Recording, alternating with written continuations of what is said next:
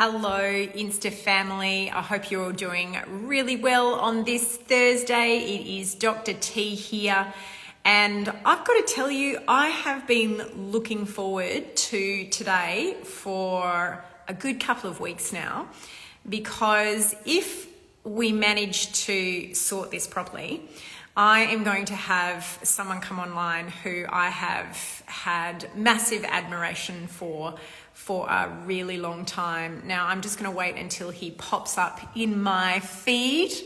Dr. Ben Kroon, let me tell you just while I'm waiting, a little bit of a story. So Ben is, like myself, a subspecialist in reproductive endocrinology and infertility.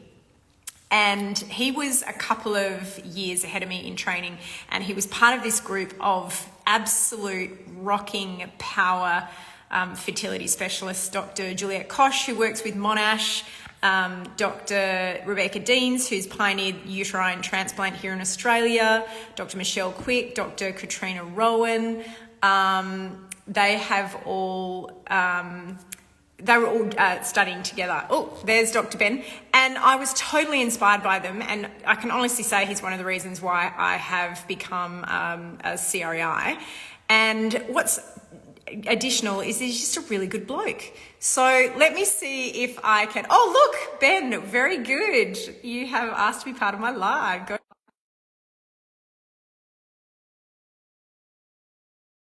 Inner social media influencer goddesses here. I'm hoping I have added you, Dr. Kroon. I'm hoping that you see my addition and come on. We did it. It's amazing, isn't it, when you realise you're more technical than you give yourself credit for. That's right. I pressed exactly the right buttons that you told me to, and here I am. There you go. And I even got your amazing intro. Thank you very much. Not really required or valid, but anyway, I thank you. Yeah, and the other good thing about you is you're always rocking the cool glasses. So you and me together, we'll be the glasses brigade. We are. So we thought we would come live to you guys today to chat about all things donation, because there are differences across Australia. So we thought we'd kind of give the East Coast and the West Coast perspective. And I've already had a couple of questions that have come through. But guys, if you have any questions about the donation process, just drop it into the comments section. And so Ben and I can address those questions as they come through. So I just thought I'd start by saying, there's kind of two ways that you can access donation. I'm talking donation of sperm or donation of eggs, but there's two essential pathways. One pathway is known donation. So that's either a sperm or an egg from somebody that you know or have connected through common pathways. So for example, Facebook, that's some way that some people connect. But the other way is unknown donation. So where you've selected a donor off a registry, you don't have any way to connect with that person, and they're considered unknown until, certainly in WA, the child turns 16. So maybe, Ben, do you want to talk a little bit about perhaps known donor? Let's go with sperm, because sperm's pretty easy. But in Queensland, what's the pathway if you've got a known sperm donor? So let's say you've got a partner, they don't have sperm. Let's say the partner's brother has decided to donate. John, let's call him John, for instance. What has to happen with that couple and John moving forward with sperm donation? Yeah, sure. So if someone is a known donor that they want to proceed with, then it's a matter of getting in touch with the IVF unit, speaking to the specialist, and then talking to the donor team. So every unit that does egg and sperm donation will have a donor team that are dedicated to facilitating everything that needs to be coordinated around a donation. So you'd speak to the donor team, and the donor team would coordinate some counselling. So that's mandatory in Australia to have counselling mandatory for the recipient and mandatory for the donor to have counselling. And in our unit, I don't know about yours, but in our unit there's a separate counselling, so one for the donor, one for the recipient, and one for them together. And provided everyone's happy after that counselling, the donor would then freeze a sample of sperm, and they do that after having an infectious disease screen, because it's all important. There's two parts to this. Obviously, we want someone to get pregnant, but we also want it to be very safe. And this is one of the big differences between having donated sperm outside of an IVF unit and inside of an IVF unit. If it's outside of an IVF unit, clearly there's no control in terms of infectious disease screening, quality and so on. But whereas within a unit, infectious disease screening, so some blood tests for HIV and hepatitis and syphilis will be done, and the sperm will be frozen, and the sperm remains in quarantine then for 3 months. And at the end of that 3-month period, more bloods are done on the donor, and provided those bloods are clear and show they're free of infections, then that sperm can be used. Now, obviously, one thing I haven't mentioned at the very beginning is you want to check that the donor's got sperm. So, of course, the donor has to have a semen analysis to make sure that they're an appropriate person, and along with that, a full medical history is taken to ensure that the donor is medically appropriate and doesn't carry genetic diseases, and is essentially an appropriate person to whose sperm you'd want to use. Yeah. And I suspect that's probably a pretty similar process to what would happen happen on your side of the country. Yeah, I think the only other thing, and I don't know if you guys have this, but we have a mandatory cooling off period. So you have to have the counselling, just like you said, couple counselling, donor counselling, medical suitability, counselling together, but then they actually have to have 3 months cooling off, and then they have to have another come together counselling session to say, hey, is everybody okay to go ahead with this? We'll often use, can you see those fireworks going off in my background? Yeah, that is impressive. No idea. I'm wondering if I was supposed to do that too. I mean, what you were saying was very good, but I'll try that again. So do you have any mandatory cooling off period at all? No. Yeah, so we'll often use that 3-month cooling off to do the 3-month quarantine of sperm as well. So we can run it in conjunction, but it sounds like it's about the same length of time. It sounds similar. That's right. It's essentially a 3 months or a bit more, obviously, to go through the counselling, 3.5 month process. Yeah. And what do you think are and whether this is a known donor or perhaps a donor on a registry, what do you think are the suitable ideal characteristics of a suitable donor that people should be looking for? That's such a hard question, because I think it's so individual. I mean, clearly the person has to be fit and healthy with a clean medical history and no genetic diseases. And I think I get asked this question a lot for people on the anonymous donor registries. How do I choose? And I think, people will always have preferences in terms of ethnicity, but the information they get is they get a lot of information. But what people want is so individual. You find out about their height, about their skin color, their eye color, their educational background, whether they've fathered any children before, and often you might get children's photos and things like that. So I think, I got to say, I urge people to remember they're not having to live with that person. They're not having to marry that person. They're not having to have a relationship with that person. All they need is the genetics of that person. And I think that's the key thing. Is it someone who genetically is someone that is those genetics right for you as a recipient? Actually, that's a really good way of looking at it. Something I've been asked in that context of unknown donation is, can I see a photo of the donor? Because obviously we always, look at the characteristics. And in WA, I don't know if it's the same in Queensland, but in WA that's actually illegal. We can't get any photographic information. Is that the same as you? Isn't that interesting? So not even any childhood photos? No photos, because AI potentially online can reconstruct what they would look like today. And being on an unknown donor list, you're not supposed to have any obviously identifying features. Yeah, how interesting. No, in Queensland you can get childhood photos. Yeah. Isn't that interesting? That's really interesting. We in WA have a 5-family limit. So what that means is, and this is egg or sperm, is that person can be a donor to 5 families, including their own family. So you can have as many kids as you like in each family, but they can max out at 5 families.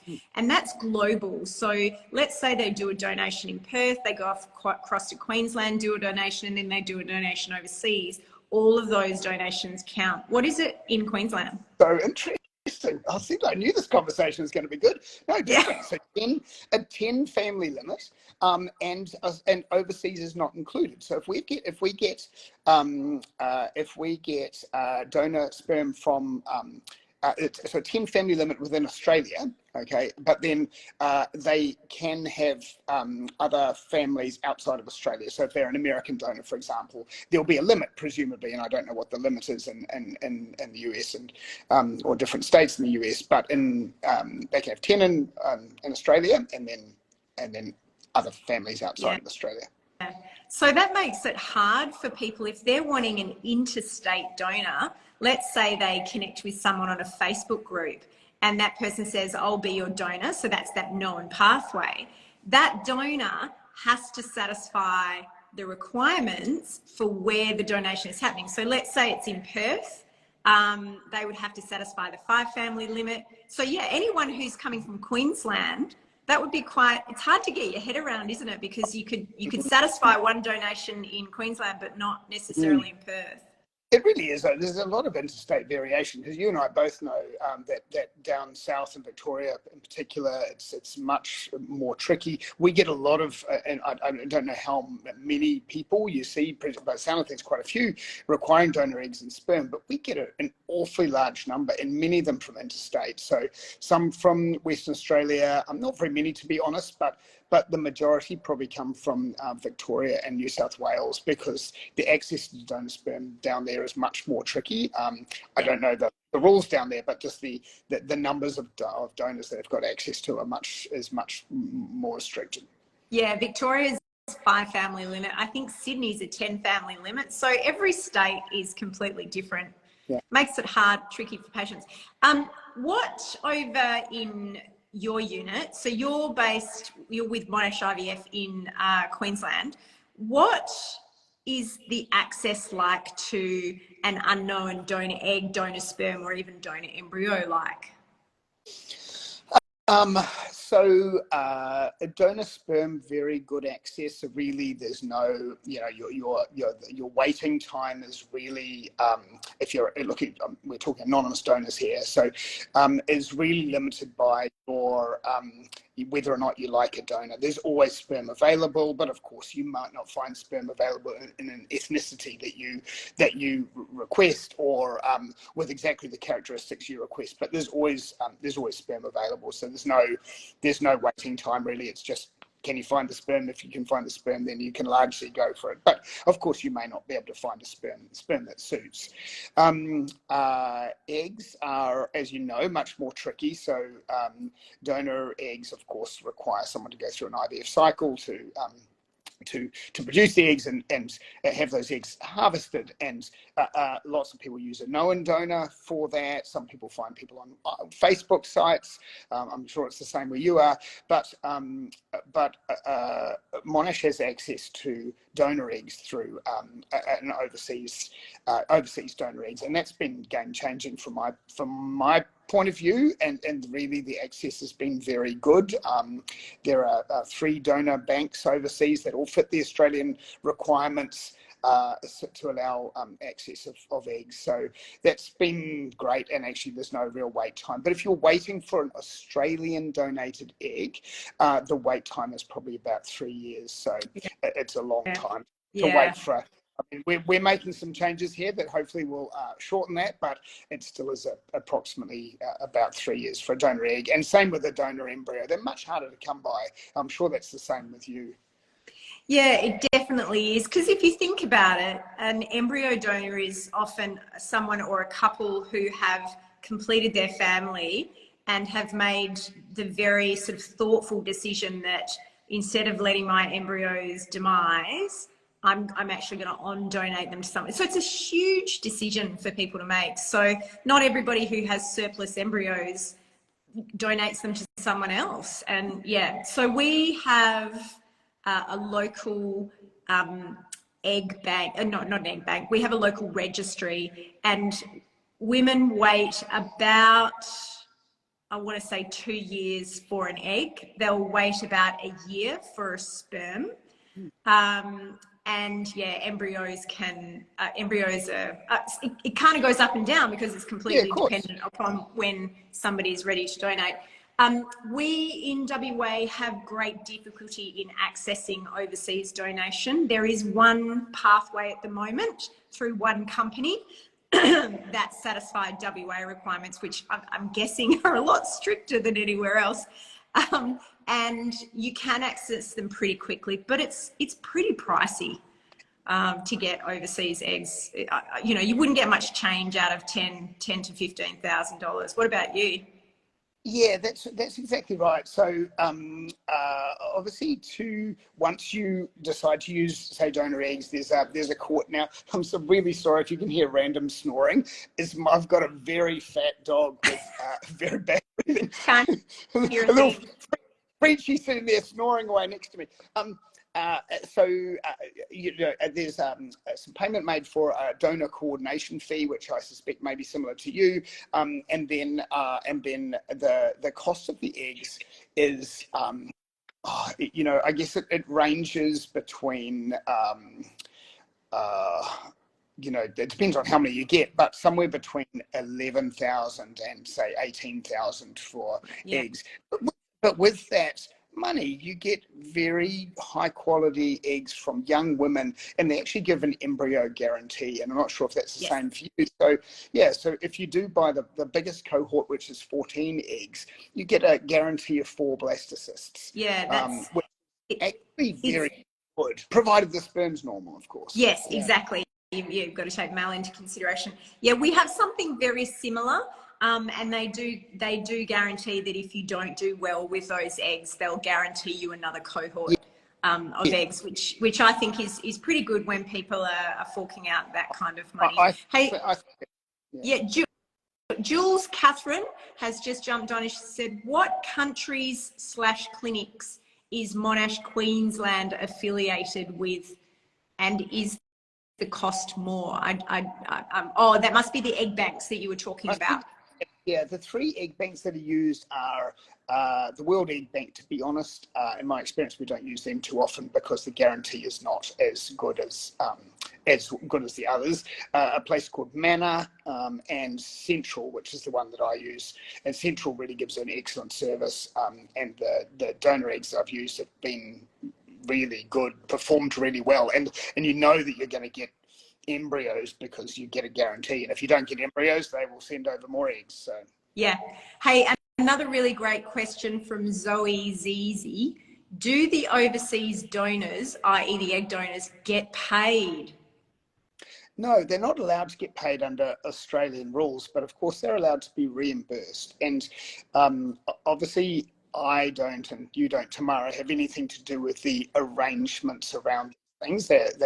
Those people that agree to donate eggs must go through the appropriate counselling. They must agree to have their identity released if requested by a child at age 18, and they are not allowed to be paid, but they are allowed to be reimbursed reasonable expenses. Now, of course, we don't have access to know about what exactly that reimbursement is, but they're not officially paid. No.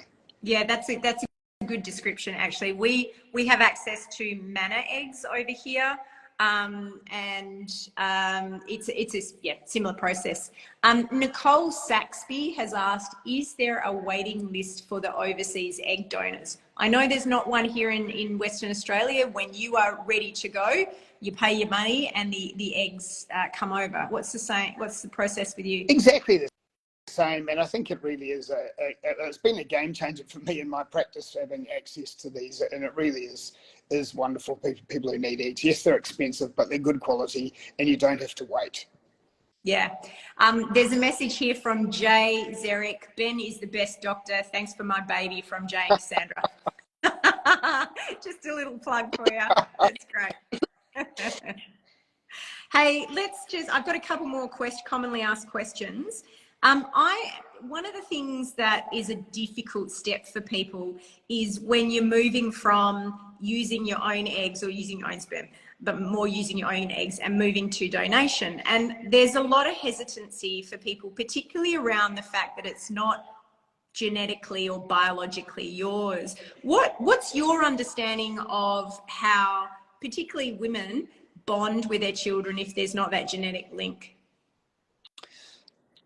Obviously, you know, you and I both have the privilege of helping out lots of people in a situation and seeing how they cope with that decision making, and you know, and taking them through the process and helping them get pregnant. We less commonly, of course, you know, have lots to do with them after they've had that baby. But I stopped delivering babies, but have been for years and years. And every single woman and, you know, couple of whichever gender that I've seen, you know, with a child from donor eggs or sperm, it's their kid. You know, this child has grown inside her uterus for an entire pregnancy. She's felt it move, put her hands on it at night, you know, and you know, experienced birth, and you know, I've never heard, it's their baby.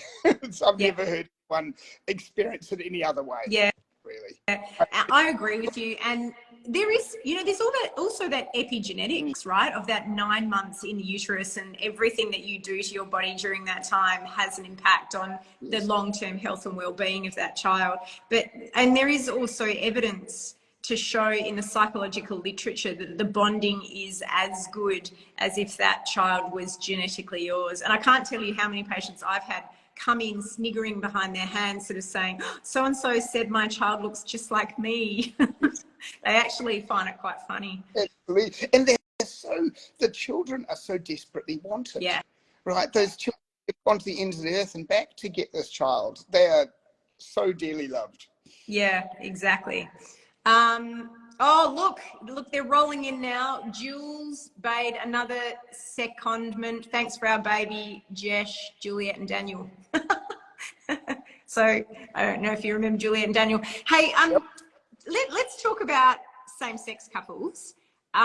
What in Queensland is the practicalities around egg sharing, or what we term reciprocal IVF? Listen, so in a same-sex couple, when one partner wishes to donate the eggs, or to have the egg collection, so those eggs are going to be used, fertilized with, in this case, so a same-sex couple is fertilized with donor sperm, and the embryo is transferred to the partner's uterus, and the partner carries the baby. So practicalities are just, you know, it's actually not very difficult. Obviously, there's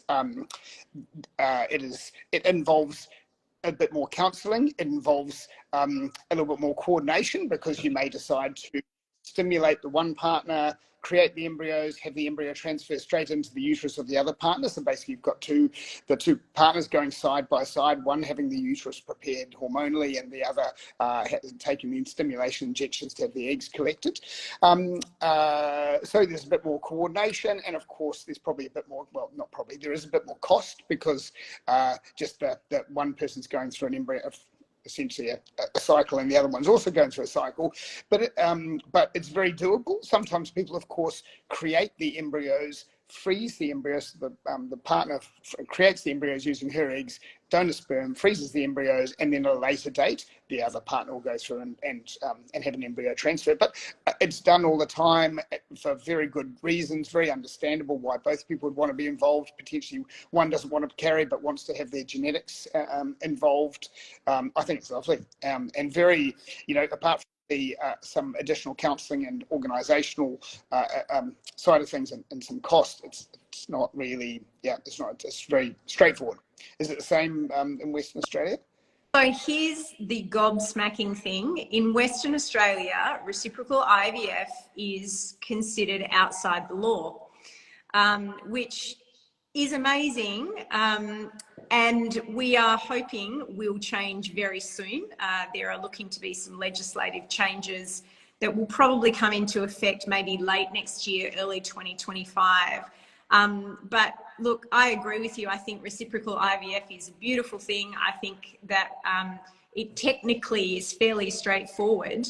And we're just looking for it to be considered legal here in Western Australia. There's a lot of people really, really just waiting for that time. But yeah, it's gobsmacking that we cannot do it here in Western Australia. That's astounding, Tamara. I can't believe that. But yes, bring on the change. Bring on the change. Bring on the change. Hey, there have been a couple more questions since we've been chatting. Also some more shout outs for you.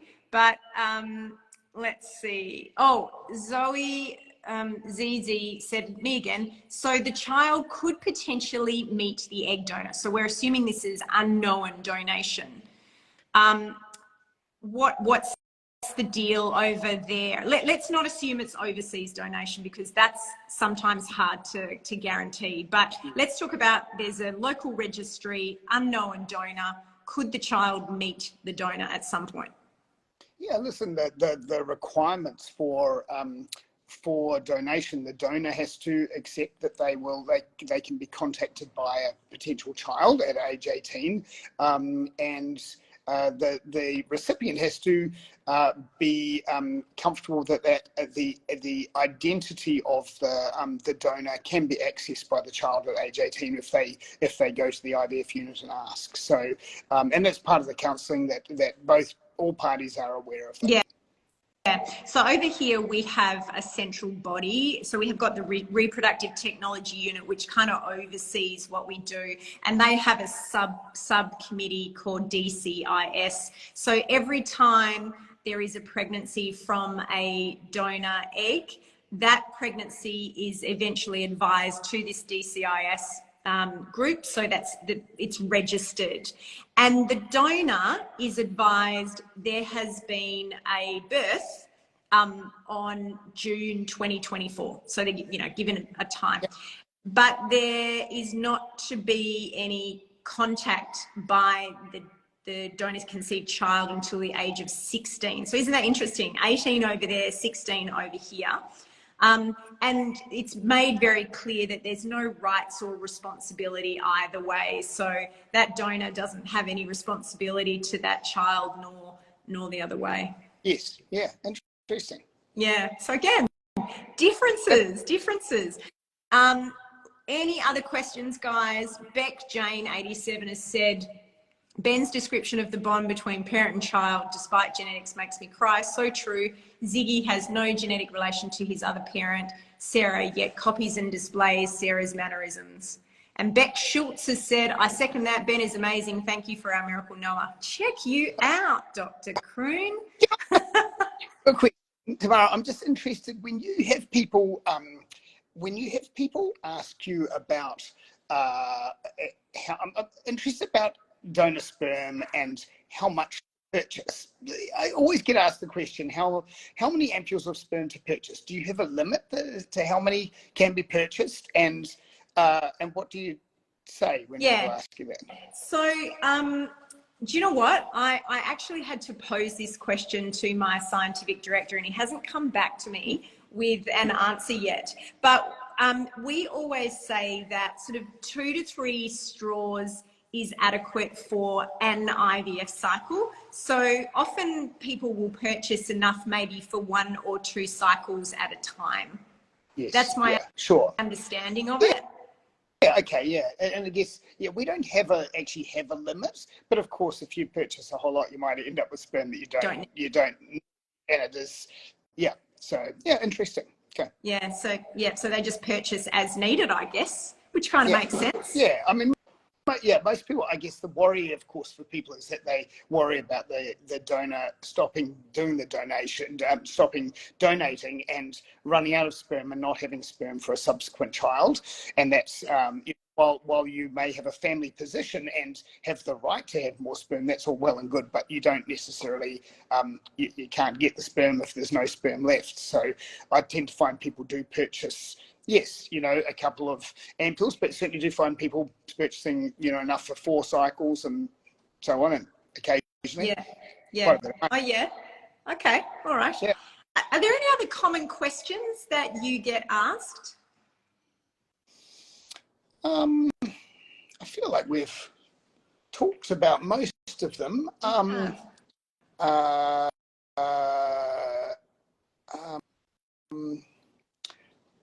no, I think one thing we haven't talked about, and I guess we've talked about suitability to be a sperm donor, but we often, with the known egg donors, people will say, listen, I've got a couple of people who I think might be possible egg donors.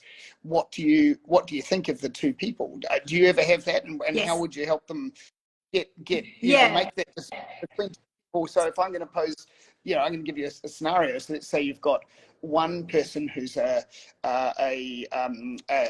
donor who is 37 and had a child in an AMH of 4, so an ovarian, a reduced ovarian reserve, versus someone who's say 32, no children, but has a normal ovarian reserve. Yeah, it's a difficult one. I think one of the things that I like to encourage people is to, if they're going to donate, to have finished their family. And my reasoning for that is, what if they have problems themselves and they haven't been able to achieve the family that they desire? So I always think it's an ideal egg donor is someone who has had their family. I can certainly remember one situation where I had a young 24-year-old who acted as a donor and had a terrible cycle. And so it actually uncovered a lot of potential problems for her, which she didn't see coming. So I do think that that's really important. I also like the idea of that's a proven fertility, in that we've got eggs that have made a child before. But age matters, doesn't it, Ben? If you've got a 39, 40-year-old who's offering to be a donor, or if you've got a 32-year-old, you're kind of going to lean towards the 32-year-old, really. Oh, that's right. It's so hard to go past a 32-year-old with a normal ovarian reserve, and you're right. You'd ideally like someone who's had a child or finished their family. In the end, the biggest factors in terms of the success are probably going to be, I guess age, egg numbers. I guess Yeah. a third might be whether they've had a successful family themselves, but the age and egg makes such a big difference, doesn't it? Yeah, absolutely does. You know what? We have been chatting now for a whole 30 minutes. I think we might wrap it up. I haven't had any more questions dropped into the chat box, but there were some really good ones there. Ben, thank you so much for joining me today. We should do this again, I reckon. It's been really quite fun. I was very nervous, as you know, that I might not be able to find you. Oh, Nailed no, it. Nailed it, my friend. Nailed it. You have a beautiful rest of your week. Thank you, everybody, for joining us. And we will certainly see you on the other side very soon. Bye, Ben. Thank you so much. Bye. Cheers.